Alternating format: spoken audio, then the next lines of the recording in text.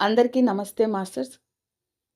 మనం ఈరోజు స్వాధ్యాయంలో భాగంగా టార్కం సెరడారియన్ గారు రచించిన ఇరిటేషన్ బుక్లోని జ్ఞానాన్ని గురించి తెలుసుకోబోతున్నాము.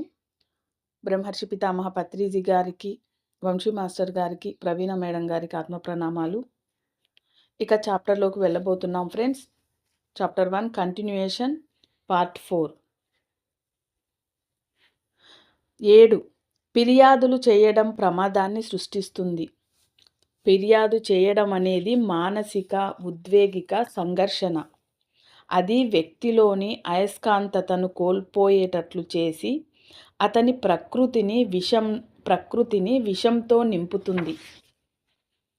ఎప్పుడు ఫిర్యాదులు చేసేవాళ్ళు గమనించండి. వారిలో అనేక అస్తవ్యస్తతలు పెంపొంది తీవ్ర అనారోగ్య సమస్యలకు గురి అవుతారు.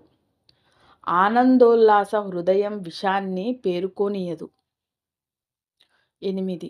స్వీయ ఆసక్తి, స్వీయ సమృద్ధి, స్వీయ సంతృప్తుల మన గ్రహంపైన విస్తృతంగా వ్యాపించిన అనారోగ్యాలు మాత్రమే కాక అంతులేని చిరాకుకు కారణాలు.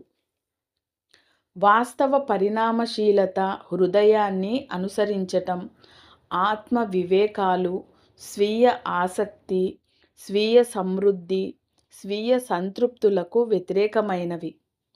వివేకంలో ఇముడ్చుకోవటం, క్షమ, సామూహిక అభినందన ఉంటాయి.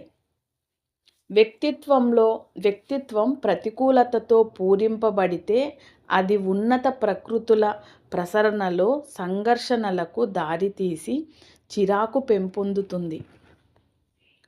9. విమర్శ, పుకార్లు అందరిలోనూ చిరాకును ఉత్పన్నం చేస్తాయి.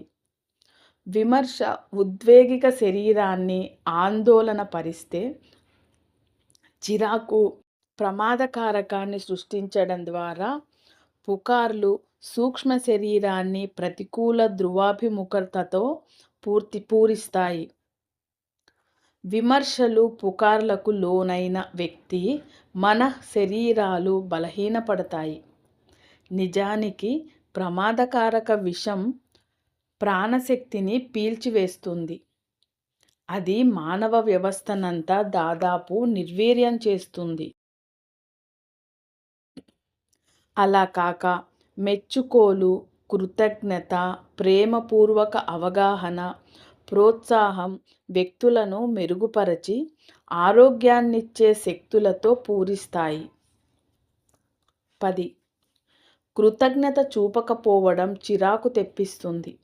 అది ప్రమాదానికి గురవటానికి సంకేతం.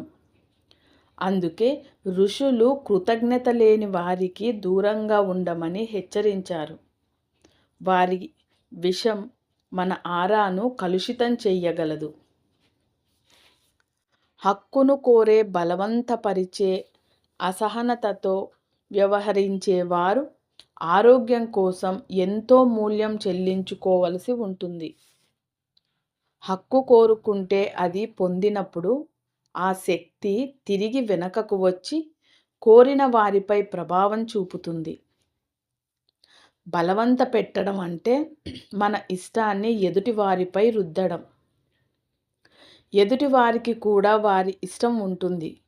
ఈ చర్య చిరాకు కలిగిస్తుంది.